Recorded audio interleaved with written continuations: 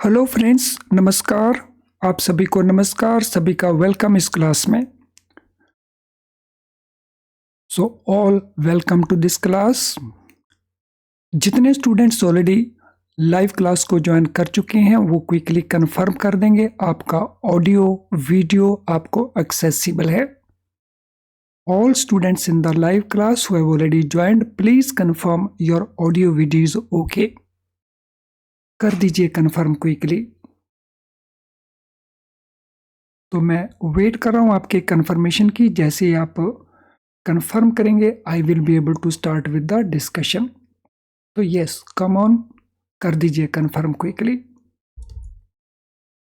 तो चलिए शुरू करते हैं आज के डिस्कशन को। आज का हमारा डिस्कशन मॉड्यूल ए के chapter number 10 technology in international banking, इसके जो इम्पोर्टेंट क्वेश्चंस हैं उनको हम डिस्कस करेंगे सीधे तौर पे। और ये strictly according to IIBF book है। इसमें अगर आपने अभी तक टेक्नोलॉजी इन इंटरनेशनल बैंकिंग इस चैप्टर को नहीं पढ़ा तो मेरा रिक्वेस्ट रहेगा कि पहले आप इस चैप्टर को पढ़ें और फिर उसके बाद चाहे आप लाइव क्लास देखने की बजाय इसके रिकॉर्डेड वर्जन को देख लें ताकि आपको मैक्सिमम बेनिफिट मिले। तो चलें शुरू करते हैं क्वेश्चंस आंसर को, जिसमें क्वेश्चन के आंसर आप देने वाले हैं, मैं केवल आपको गाइड करूंगा। तो चलें हम शुरू करते हैं क्वेश्चन आंसर को। This is first question before you. What is forcing banks to accelerate their digital revolution competition from outside of the banking? तो कौन सी ऐसी चीज है जो बैंकों को फोर्स कर रही है कि वो अपनी ऑपरेशंस में डिजिटल रेवोल्यूशन लेकर के आए, उसको इंक्रीज करें उसकी स्पीड को। और ये from with in the bank नहीं, ये आउटसाइड ऑफ बैंकिंग इस प्रकार का उनको थ्रेट मिल रहा है। तो ये थ्रेट उनको कहाँ से मिल रहा है, ये कंपटीशन उनको कहाँ से मिल रहा है? सो आउटसाइड बैंकिंग स्टार्टअप से मिल रहा है, इंटरनेट जायंट से मिल रहा है, फाइनेंशियल सर्विस प्रोवाइडर से मिल रहा है, इंक्रीज रेगुलेशन से मिल रहा है, या फ्रॉड ज़्यादा हो रहे हैं इस कारण मिल रहा है। तो हमने बताना है ये जो एक्सीलरेट वो करें इसके लिए उनको ये कहाँ से मिल रहा है। सो हमारे पास ऑप्शन है 1 2 4 ओनली, 1 2 3 ओनली, 1 2 3 4 5 ऑल, या 2 3 4 5 ओनली।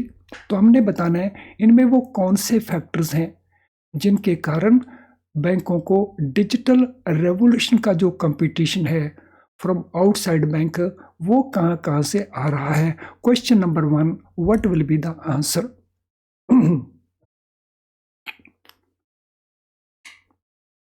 तो ये डिफिकल्ट क्वेश्चन है, एक से ज़्यादा मार्क्स वाला ये क्वेश्चन है। तो आपने इसका आंसर देना है फ्रॉम आउटसाइड बैंकिंग। ये थ्रेट कहाँ से आ रहा है जिसके कारण बैंकों को डिजिटल रेवोल्यूशन को एक्सीलरेट करना है अपने यहाँ। तो देखिए, जैसा मैंने कहा, पहले आप स्टडी कर लीजिए इस चैप्टर को और उसके बाद इस वीडियो को वॉच करें। तो ये कहाँ से आ रहा है? ये स्टार्टअप से आ रहा है। बहुत सारे स्टार्टअप्स हैं, फिनटेक हम जिनको कहते हैं। इसमें जो इंटरनेट जायंट्स है वो भी कंपटीशन दे रहे हैं, जैसे गूगल पे एटसेट्रा है। फाइनेंशियल सर्विस प्रोवाइडर्स हैं जिनको हम फिनटेक कहते हैं। और रेगुलेशंस इंक्रीज हो रहे हैं, जो हमारे रेगुलेटर्स हैं वो इंक्रीज कर रहे हैं रेगुलेशन को। फ्रॉड इसमें वो एलिमेंट नहीं है, सो फ्रॉड को हम इस एलिमेंट में नहीं लेके आ सकते। तो इस केस में हमारा ऑप्शन आंसर बन जाएगा A. So A will be our answer. Many of banks who started with the technology have started re-engineering their architecture in order to। बहुत सारे बैंकों ने जिन्होंने टेक्नोलॉजी के साथ शुरू किया have started re-engineering their architecture। अब उन्होंने री इंजीनियरिंग करना शुरू कर दिया अपने आर्किटेक्चर को। किस पर्पस के लिए उन्होंने किया है? To support updated development in the field of digital banking, specially with regard to international banking, adept latest technology advancements, especially in international banking, streamline their operations in respect of changing customer demands, या enhance cyber security measures for digital transactions। तो किस purpose के लिए उस architect को वो री engineering कर रहे हैं उसकी, यानी जो आर्किटेक्ट उन्होंने पहले बनाया था अब उसको वो रीबिल्ड कर रहे हैं मॉडिफाई करके। तो इनमें से कौन सा वो रीजन है, सो वो रीजन हमने बताना है क्वेश्चन नंबर 2 के लिए।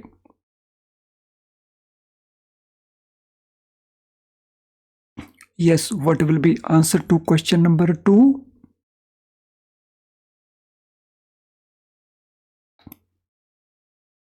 दो नंबर क्वेश्चन के लिए क्या आंसर बनेगा? सो क्वेश्चन नंबर 2 के लिए हमारा आंसर बनेगा support updated developments in the field of digital banking, especially with regard to international banking। तो इंटरनेशनल बैंकिंग के संदर्भ में अपडेटेड हो रही हैं जो डेवलपमेंट, उनको सपोर्ट करना इन the field of digital banking. वो सपोर्ट कैसे प्रोवाइड किया जाएगा? थ्रू री engineering. Digital strategy is based on A banks, जो बैंक की डिजिटल स्ट्रेटेजी है इनमें से वो किसके ऊपर बेस्ड है? स्पेसिफिक गोल्स हैं बैंक के, उसके बेसिस के ऊपर, बैंक का जो विजन है उसके बेसिस के ऊपर, बैंक का जो मिशन है उसके बेसिस के ऊपर, बैंक कॉस्ट सेविंग करना चाहता है उसके बेसिस के ऊपर। सो किसी भी बैंक की जो डिजिटल स्ट्रेटेजी है इनमें किसके ऊपर वो बेस्ड है, तो ये क्वेश्चन का आंसर हमने प्रोवाइड करना है। सो आंसर में हमारे पास ऑप्शन है 1 2 3 ओनली, 1 2 4 ओनली, 2 3 4 ओनली, या 1 3 4 ओनली। तो देखिए कौन सा आंसर हमारा बनता है। ऑल द 4 भी हो सकते हैं, ऐसा भी पॉसिबल है, all the 4। Yes, digital strategy इनमें से किसके ऊपर बेस्ड है? तो बैंक के जो स्पेसिफिक गोल्स हैं वो उनका बेस बन सकती हैं। बैंक का जो विजन है वो हो सकता है, बैंक का जो मिशन है वो हो सकता है। सो डिजिटल स्ट्रेटेजी इन 3 के ऊपर बेस्ड है। सो कॉस्ट सेविंग उसका रिजल्ट तो हो सकता है, लेकिन स्ट्रेटेजी पर्पस के लिए दीज 3 आर इम्पॉर्टेंट। तो उसके पॉइंट ऑफ व्यू से option A will be our answer. Organisation, processes, culture, assets and technology and architect. हम बैंक डिजिटाइजेशन की बात के कॉन्टेक्स्ट में बात कर रहे हैं। These are affected by digitisation process and should be transform to support banks digital ambitions. तो ये जो 6 फैक्टर्स हमने यहाँ पे देखे हैं, ऑर्गेनाइजेशन है, प्रोसेस प्रोसीजर्स हैं, कल्चर है with in the bank, assets हैं बैंक के, टेक्नोलॉजी बैंक कौन सी यूज़ कर रहा है और उसका आर्किटेक्चर क्या है, ये सभी अफेक्ट होते हैं डिजिटाइजेशन प्रोसेस से। इसीलिए they should be transformed to support banks digital ambitions. हमने बताना है इनमें वो कौन कौन से एरियाज हैं जो डिजिटाइजेशन प्रोसेस से अफेक्ट होते हैं। तो 1 से 6 सारे के सारे ही, 1 to 5 ओनली, 1 2 4 5 6 ओनली, या 2 3 4 5 6 ओनली। सो हमने बताना है which are affected by digitisation process, और इसीलिए उनको ट्रांसफॉर्म करना चाहिए ताकि वो बैंक का जो डिजिटल एम्बिशन है उसको वो सपोर्ट कर सके। तो what shall be our answer for question number 4? Question को ध्यान से पढ़िए, बुक में जो आपने ठीक से अंडरस्टैंड किया उसको यूज करिए और फिर इस क्वेश्चन का आंसर दीजिए। एक बार मैं फिर से कहना चाहूँगा, अगर आपने अभी तक इस चैप्टर को रीड नहीं किया अपने लेवल के ऊपर, तो पहले उसको रीड कर लीजिए, फिर इन क्वेश्चंस को करिए और फिर देखिए आपको कितना बेनिफिट होगा। So what shall be the answer?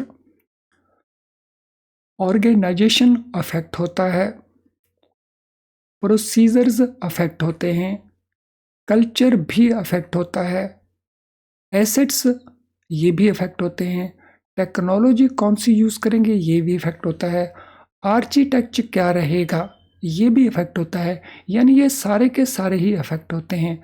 सो हमारा ऑप्शन आंसर रहेगा ए इसके लिए। Question number 5, IT architecture blank है is a crucial element in the transformation of operating models and evolution of banks business and IT architecture। तो IT architecture का integration, IT architecture का optimisation, IT architecture का alignment या उसका innovation. तो ये alignment तो दोबारा से रिपीट हो गया है, डज नॉट मैटर। तो हमने बताना है इनमें से क्या क्रूशियल एलिमेंट है in transformation of operating models and evolution of banks business and IT architecture. तो हमने बताना है इन फैक्टर में से कौन सा क्रूशियल एलिमेंट है। तो जब हम ट्रांसफॉर्मेशन करते हैं ऑपरेटिंग मॉडल्स की, तो हमने बताना है इनमें से क्रूशियल एलिमेंट कौन सा है। So what shall be our answer? Crucial element integration है, ऑप्टिमाइजेशन है, अलाइनमेंट है या इनोवेशन है। Sorry friends, so which one is crucial? Friends, crucial element है अलाइनमेंट। तो हम इसको ऑप्शन सी भी आंसर कह सकते हैं, ई भी कह सकते हैं, दोनों ही हमारे करेक्ट ऑप्शंस हैं। एक ही आंसर था, इसको लिखने की जरूरत नहीं, लेकिन आ गया तो हम आंसर अकॉर्डिंगली सी को भी कह सकते हैं, ई को भी कह सकते हैं, या ई को हम डिलीट कर देते हैं और फिर आंसर हम यहाँ पे सी लिख देते हैं।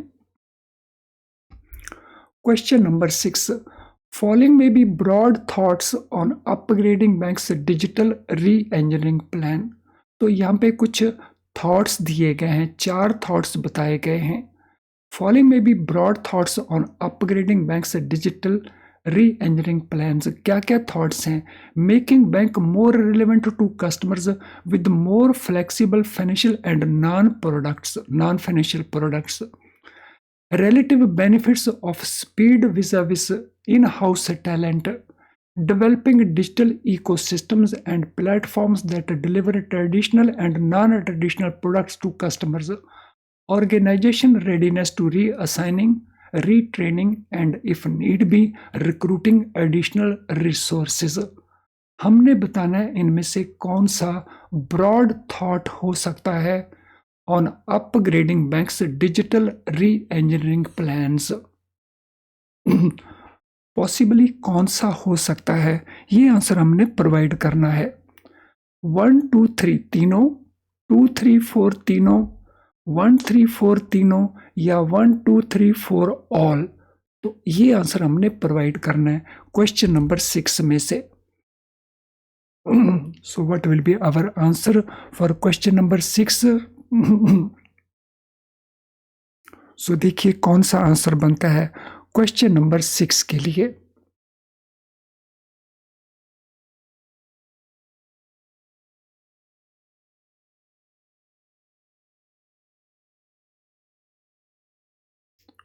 फ्रेंड्स, यहाँ पे आपको इस बात का भी रियलाइजेशन होता होगा कि जब हम पहले कॉन्सेप्ट को डिस्कस करते हैं फिर हम उसका क्वेश्चन पूछते हैं तो चीज़ें हमें आसान लगती हैं।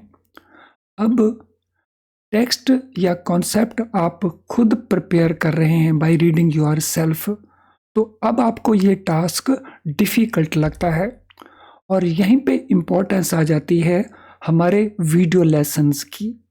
तो अगर हमारे वीडियो लेसन्स को आप यूज़ करते हैं हमारी ऐप के थ्रू, तो फिर ये सारे टास्क आपके आसान बन जाते हैं। तो यस, बताइए इसमें कौन सा आंसर बनता है? सो हमारा आंसर बनता है ऑल द 4। ये सारे के सारे ही थॉट्स हैं बैंक के डिजिटल इंजीनियरिंग को अपग्रेड करने के लिए, यानी इन सभी को वर्क किया जा सकता है। Question number 7. Most of banking activities were manual in view of the fact that country's population was illiterate. तो हम यहाँ पे किस जमाने की बात कर रहे हैं?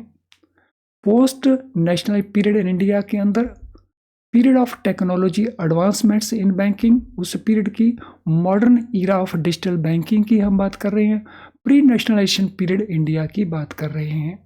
Most of banking activities were manual in view of the fact that countries population was illiterate. हमारी ज़्यादातर ऑपरेशंस मैनुअल थी क्योंकि इंडिया इलिटरेट था। हम यहाँ पे किस ज़माने की बात कर रहे हैं?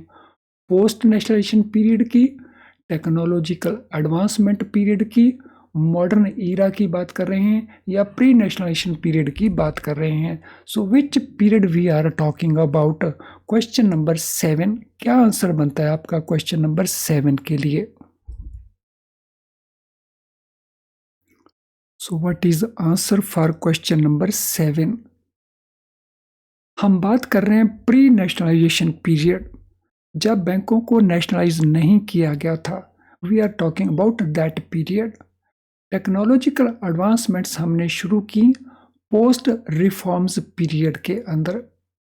मॉडर्न ईरा डिजिटल बैंकिंग का हमने शुरू किया वर्चुअली 2000 के बाद, और ये वाली जो सिचुएशन थी this was in the pre nationalisation period, यानी 1969 से पहले। Which of the following was purpose of nationalisation of banks in India? India में बैंकों को नेशनलाइज किया गया, उसके पीछे पर्पस क्या था? To take advantage of increased savings habits, need for economic development of the country, reaching banking services to nook and corner of the country, to increase advances. तो हमारा क्वेश्चन है what purpose of nationalisation was there? Nationalisation का purpose क्या था? Expanding banking services to every part of the country, stimulating economic development, encouraging increased saving habits, increasing advances to the public। तो यही वो option है जो हम यहाँ पे बात कर रहे हैं। तो हमारा आंसर कौन सा बनता है इन क्वेश्चंस के लिए? तो what will be answer to these questions? इसको अगर हम छोड़ भी दें, बिकॉज ये वही बात है जो हम ऊपर कह चुके हैं, इनमें से हम पिकअप कर लेंगे कि कौन सा आंसर बनता है इन 4 में से। वही यहाँ पे कहा गया है, वही इधर है। तो what will be answer to this question? Purpose क्या था नेशनलाइजेशन का?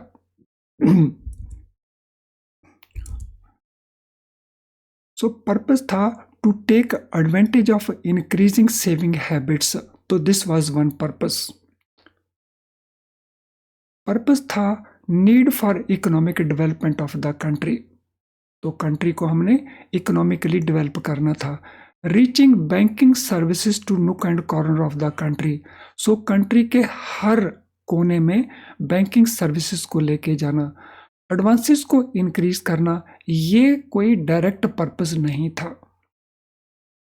तो this was the outcome of these efforts, यानी हमारा ऑप्शन आंसर बन जाएगा 1, 2 एंड 3। तो 1, 2, 3, तो this is our answer. Let us now go to next part. तो अगले क्वेश्चन के ऊपर चलते हैं। फ्रेंड्स, इससे पहले कि हम अगले पार्ट के ऊपर चलें, this is very very important information for you. If live class enough to pass the exam? Friends, live class exam को पास करने के लिए एनफ नहीं है। एग्जाम को पास करने के लिए लाइव क्लास काफ़ी नहीं है। ये जो क्लासेस समय आपने ज्वाइन किया है, ये आपके स्कोर को इम्प्रूव करेगा, इसलिए किसी भी क्लास को मिस मत करें। हमारे वो स्टूडेंट जो 40 मार्क्स लेकर के, 43 मार्क्स लेकर के, 47 मार्क्स लेके फेल हो जाते हैं, तो उनके लिए ये क्लास बहुत यूज़फुल है। तो आपके स्कोर को ये इम्प्रूव करती है। लेकिन पास होने के लिए आपको फुल सिलेबस कवर करना होगा।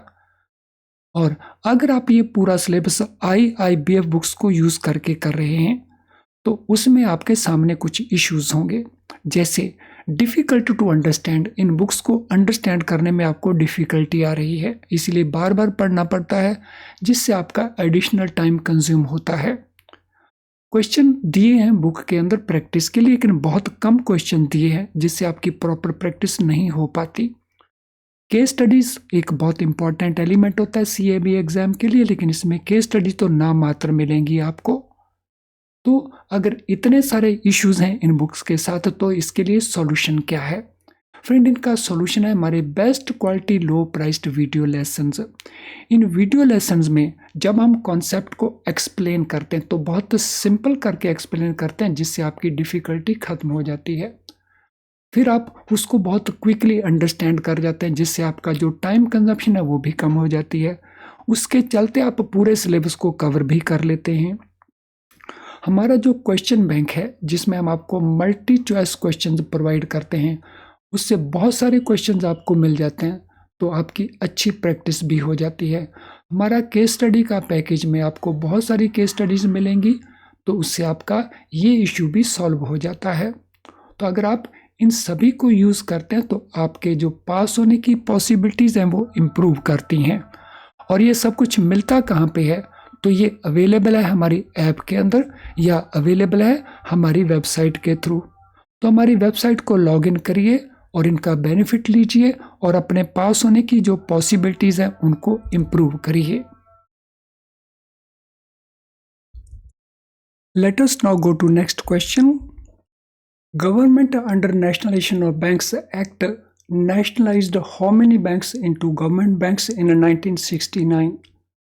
गवर्नमेंट ने नेशनलाइजेशन ऑफ बैंक्स एक्ट के अंतर्गत कितने बैंकों को नेशनलाइज किया इन द ईयर 1969? 12 बैंक्स को, 14 बैंक्स को, 16 बैंक्स को, या 18 बैंक्स को? सो कितने बैंकों को नेशनलाइज किया गया in the year 1969? So what will be the answer? तो how many banks were nationalized in 1969? Friend, 1969 में 14 बैंकों को नेशनलाइज किया गया था, तो option B will be our answer. Question number 10. In which year started second phase of nationalization wherein an additional banks were brought into fold of government ownership? इसके बाद nationalisation का जो सेकंड फेज है वो आया। ये सेकंड फेज में कितने बैंकों को नेशनलाइज किया गया? दो क्वेश्चन का आंसर हमने बताना है। In which year started second phase, कौन से साल में वो सेकंड फेज था, और उस फेज में कितने एडिशनल बैंकों को नेशनलाइज किया गया गवर्नमेंट बैंक बनाने के पॉइंट ऑफ व्यू से? It was in 1980 4 banks, it was 1985 8 banks, it was 1975 10 banks, it was 1980 6 banks. तो question number 10, what shall be the answer for question number 10? आसान आंसर है, अगर आपने याद कर रखा हो, इसको ठीक से आपने अंडरस्टैंड किया हो, तो इट इज़ वेरी इजी। तो हमारा ऑप्शन आंसर बनता है डी। 1980 में सेकंड फेज था जब 6 बैंक्स को नेशनलाइज किया गया। सो दिस मीन टोटल कितने बैंक नेशनलाइज हुए? 14 प्लस दीज 6। तो पहला phase 1969, second phase 1980। What was first major initiative started in 1980s and got converted into data entry machines, which resulted into introduction of computers in the banking? कौन सा पहला major initiative था जो 1980s में लिया गया और जिसने अल्टीमेटली कन्वर्ट कर दिया डेटा एंट्री मशीन्स और फाइनली कंप्यूटर्स को इंट्रोड्यूस किया इन द बैंकिंग सिस्टम? तो हमने बताना है वो फर्स्ट मेजर इनिशिएटिव कौन सा था जब इस डिजिटाइजेशन प्रोसेस का इनिशिएशन हुआ। advanced ledger posting machines, computerized ledger systems, electronic data entry initiatives या टेक्नोलॉजिकल लेजर ट्रांसफॉर्मेशन। हमने बताना है first major initiative, question number 11। So what will be the answer for question number 11?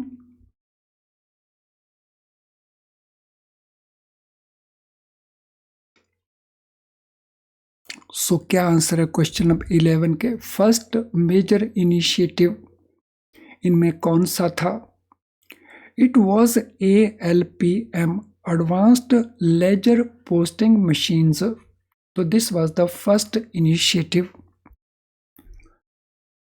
To take advantage of internet banking. 1990s witnessed banks with taking strides into. तो internet banking का advantage लेने के लिए 1999 के अंदर तो बैंकों में क्या देखा गया? Internet banking, ATMs, credit cards, debit cards, online banking. तो 1990s में इनमें से क्या देखा गया, क्या डेवलपमेंट देखे गए बैंकिंग के अंदर? 1 2 3 4 ओनली, 1 2 3 5 ओनली, 1 2 3 5 4 5 ओनली, 1 2 4 5 ओनली, या ये भी कह सकते हैं ऑल द 5। तो क्वेश्चन नंबर 12 के लिए हमारा आंसर क्या बनता है? Question number 12, what is the answer? So question number 12 के लिए internet banking 1990s, yes it was. ATMs, it had already started. Credit cards, these had started. Debit cards, these also had started. लेकिन online banking by that time was not available. Online banking was subsequent development. तो इस point of view से हमारा answer बनेगा 1 2 3 4 only. Next question, what were benefits of technology in international banking? अगर हम international banking के context में बात करें तो टेक्नोलॉजी के क्या बेनिफिट्स हैं या क्या बेनिफिट्स थे? एक्यूरेसी थी, स्पीड थी, फ्रॉड प्रिवेंशन था, लोअर ट्रांजैक्शन कॉस्ट थी, ईज ऑफ डूइंग बिजनेस था। तो इनमें से क्या क्या बेनिफिट थे टेक्नोलॉजी इन इंटरनेशनल बैंकिंग के द्वारा? तो हमारे ऑप्शन आंसर है 1 2 4 5 ओनली, 1 3 4 5 ओनली, 2 3 4 5 ओनली, या 1 2 3 4 ओनली, या ये भी कह सकते हैं all the 5। So question number 13, what is the answer? क्या आंसर बनता है क्वेश्चन नंबर 13 का? So what is answer for question number 13?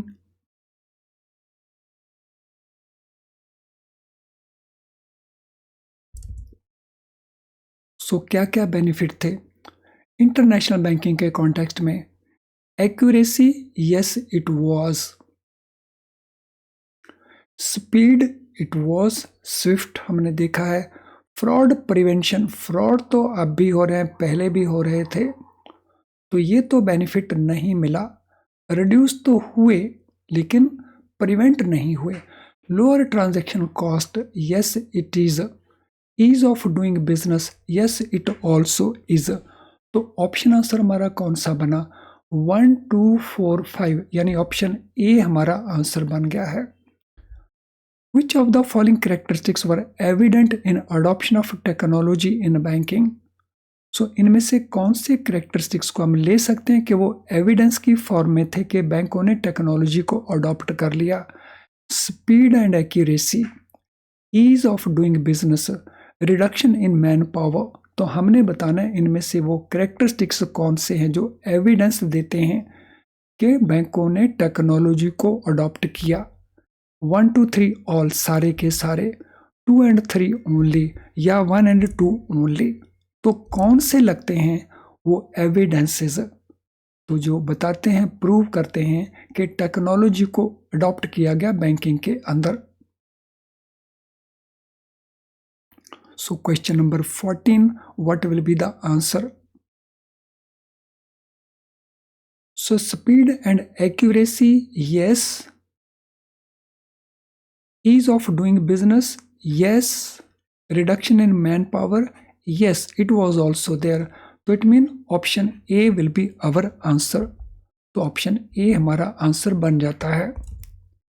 Friend, आज के सेशन से रिलेटेड अगर आपका कोई भी क्वेश्चन हो तो आप इस वीडियो के कमेंट बॉक्स में टाइप कर दीजिए, तो वहीं पे हम सूटेबली आंसर करेंगे और आपकी हेल्प कर देंगे। अगर आपकी कोई जनरल क्वेरी है तो ये हमारा ईमेल आईडी है, तो यहाँ पे आप अपनी क्वेरी को पोस्ट कर सकते हैं, हम सूटेबली आपको आंसर करेंगे। आज का सेशन अगर आपको यूज़फुल नहीं लगा तो इसे डिसलाइक ज़रूर कर देना, लेकिन अगर ये आपको यूज़फुल लगा है तो लाइक करने में कोई हेजिटेशन ना करें। It will take only few seconds. लेकिन जो वीडियो आप लाइक करते हैं यूट्यूब उनको और बहुत सारे स्टूडेंट को अपने लेवल पे दिखाने की कोशिश करता है। तो दिस मीन आपका लाइक करना केवल लाइक करना नहीं है, ये और बहुत सारे स्टूडेंट की हेल्प करना है। तो आप इस वीडियो के लिंक को शेयर कर सकते हैं with your friends and colleagues. Channel अगर आपने अभी तक सब्सक्राइब नहीं किया तो हमारे बहुत सारे नोटिफिकेशन आपको नहीं मिल रहे होंगे, जिससे आपकी बहुत सारी क्लासेस मिस होती होंगी। अगर आप चाहते हैं कि आपकी कोई क्लास मिस ना हो तो सब्सक्राइब करिए चैनल को, वो भी बेल आइकन के साथ। तो इससे आपको हमारे सारे नोटिफिकेशन ऑन टाइम मिलेंगे। तो चलिए आज के सेशन को अब हम वाइंड अप करेंगे। इस क्वेश्चन के सिलसिले को हम नेक्स्ट सेशन में भी कंटिन्यू करेंगे। एक इम्पॉर्टेंट चैप्टर है, ज़रूर कर लीजिए इसको। Thank you friends and all the best.